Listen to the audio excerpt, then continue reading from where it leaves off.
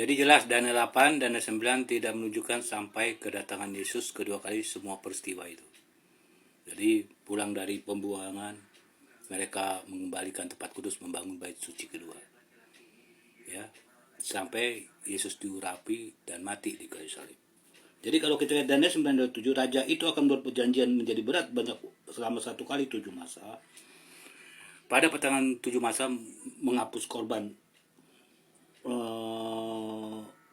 Pertengahan masa itu menggantikan kurban sembelihan korban sajian. Jadi raja ini siapa? Ini mewakili pertama raja kerajaan Roma itu dan hukum agama Yahudi, membunuh Yesus. Ya, kita tahu itu. Kemudian sisa 3,5 masa kerajaan dan gereja Vatikan. 1 masa itu sisanya. Jadi sampai reformasi Protestan. Oke. Dan bait suci ketiga tidak ada lagi. Dalam Yohanes pasal 2 ayat 19 sampai 21.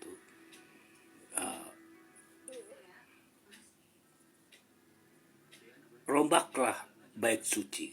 Dia ngomong di tubuhnya nih. Dalam 3 hari aku akan bangun. Yohanes 2 ayat 19 sampai 21. Nah, artinya ketika Yesus datang, ini kan berjalan lama.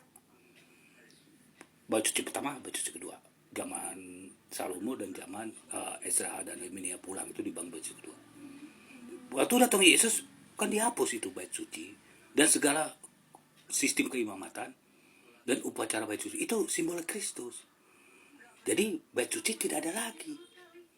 Di surga aja nggak ada bait suci. Wahyu 21 ayat 20 dan 22. Surga itu bait suci, Allah itu bait suci. Dan itu gambaran kalau kita lihat Ibrani 8, Ibrani 9, di Ibrani 10. Bait suci di bumi. Jadi bait suci itu nggak ada lagi Yesus. Itu makanya nubuatan palsu, nggak bisa tahu Alkitab deh. Pengangkatan, waduh bait suci ketiga, kemudian mengeringan suara pat di belang timur tengah. Nah itu loh dongeng-dongeng dibawakan gereja-gereja dalam nubuatannya. Oke. Kemudian kita lihat di Matius pasal 24, ya. Perhatikan Matius 24. Ini pertama tidak satu batu pun berdiri di atas batu yang lain. Kemudian katakanlah kepada kami kapan itu terjadi. Bait suci kedua dinubuatkan Yesus akan dihancurkan lagi. Batu di atas batu yang lain. Kita tahu 70 tahun Masehi oleh Kaisar Titus dihancurkan. Kemudian kapan kedatanganmu? Nah itulah 1798. Ketika kita lihat Daniel pasal 11 dan Daniel pasal 12, ya hitungan yang nggak boleh dipelajari Alkitab itu materi nubuatan sejarah kegelap abad pertengahan kan gereja melarang di negara. Kemudian sekarang saya ini sedang dilakukan dengan pembajakan akun. Ya, kemudian kita lihat bagaimana Daniel 11 ayat 35 dibilang apa? Sampai waktu akhir zaman, tapi bukan akhir zaman yang waktu ditetapkan. Ya. Itu sebab dalam Matius 24 kalau kita lihat di ayat 5 sampai 7, kabar akan terdengar perang, bangsa akan melawan bangsa, wasra jangan kamu gelisah, bangsa akan melawan bangsa, kerajaan melawan kerajaan, akan ada kelaparan dan gempa bumi di berbagai tempat. Semua itu permulaan penderitaan lahirnya zaman baru. Permulaan penderitaan, permulaan. Kalau kita lihat itu sampai titik akhir zaman, Daniel 11 ayat 35.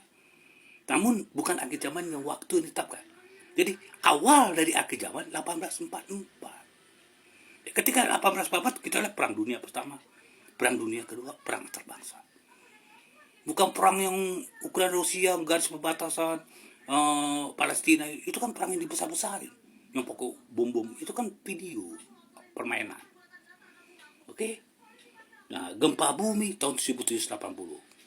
Kan kalau kita lihat Krakatau, anak Krakatau tahun 1811. Ya kan? Ini semua udah terjadi. Kalau banyak orang pakai nama ku antikristus, banyak orang benci nama aku, itu dari zaman Yesus pun udah ada. Banjir dari zaman dulu udah ada. Gitu loh melihat nubuatan.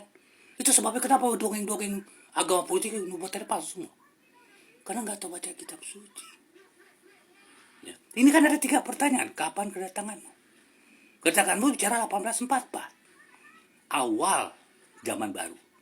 Dimulai titik akhir zaman. Tapi bukan akhir zaman yang ditetapkan. Itu sebab Matius 24 ayat 15 dikatakan kejijikan yang membinasakan berdiri tempat kudus menurut firman disampaikan oleh Nabi. Orang-orang yang di Yuda haruslah melahirkan di kepodungan dan seterusnya. Nah, kita lihat dalam Daniel 9 ayat 27, raja ini mewakili kerajaan Roma dan hukum agama Yahudi membunuh Yesus pertengahan dari 7 masa. Kemudian untuk mewakili lagi, mereka melakukan pelarian dari Yudea ke gunung-gunung waktu dihancurkan bait suci kedua. Oke.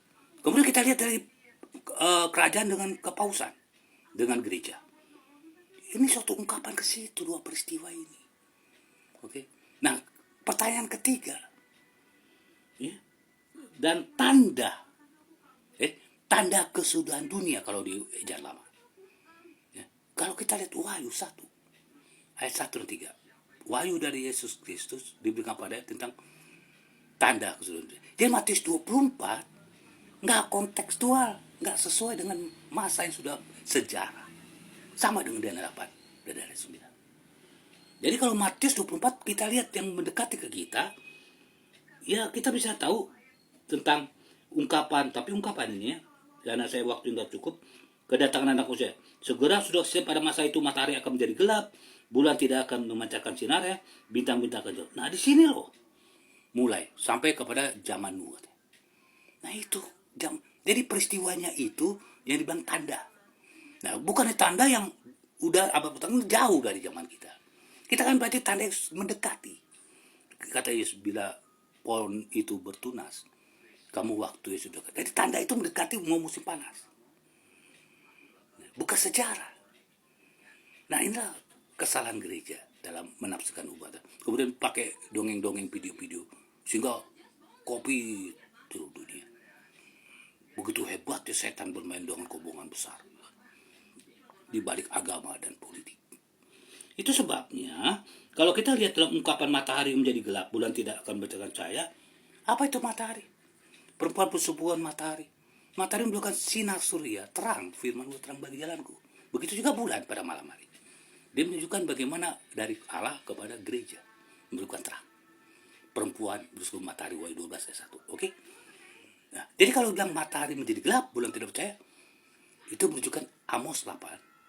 Ungkapan itu pun ada nubuatan, ya, akan terjadi kegelapan. Mereka akan lapar dan haus akan firman Tuhan. Dari timur ke barat mencari firman Tuhan tidak dapat. Kita akan lihat Wahyu 11 ayat 7. Binatang jurang maut setelah menyelesaikan kesaksian mereka membunuh. Wahyu 12 ayat 17.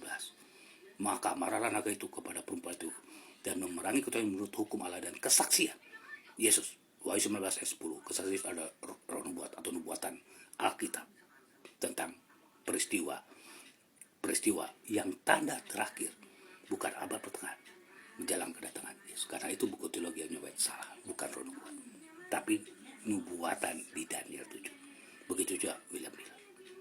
Nah inilah kita nggak tahu peristiwa apa yang sedang mendekat kita. Kita lihat raja-raja, pemerintahan dunia, perdagangan dunia, ilmu sihir, Wahyu 18 terjadi. Perdagangan bonus demografi. Kita nggak tahu bahwa kitab Wahyu yang spesifik menceritakan apa tanda-tanda itu, bukan kitab Daniel. William Miller melihat ini di Daniel 2 ayat 45, kerajaan batu. Melihat itu juga Daniel pasal 7 ayat 26-27, kerajaan. Begitu juga gereja-gereja hari. Itu sebabnya kalau bicara antikristus mereka langsung ke Daniel 9 ayat 27, lompat ke Matius 24 ayat 15, pemisah keji berdiri tempat khusus gitu. Jadi kembali ke sejarah semua gereja. Padahal dibilang binatang itu terluka, suatu bahasa perumpamaan. Runtuh 17:8, sembuh pulihnya kepausan. Nah, pulihnya kepausan kita lihat bagaimana perdagangan dunia dalam Wahyu 18. Bagaimana persekutuan 3 pihak Wahyu 16, bagaimana mereka menemui raja-raja, mereka hari perang masa sabat hari ke-7 jadi hari Minggu. Di sini kita bisa tahu peristiwa yang sebenarnya. Yang bilang tanda-tanda sebelum kiamat yang sebenarnya. Dan kalian mesti banyak belajar. Kalian selalu membawa suatu nubuatan katakan pada sejarah. Hanya seorang bersunyar ini selalu relevan kalau dia cerita. Itu sebabnya langsung mengena dosa-dosa masa kini. Nubuatan saya bawakan. Dan menjadi musuh kalian saya ini. Itu sebabnya saksi dan korban. Termasuk bajak akun, data palsu. dengan memutarbalikkan keadaan dan fakta. Inilah agama politik yang bilang Babel.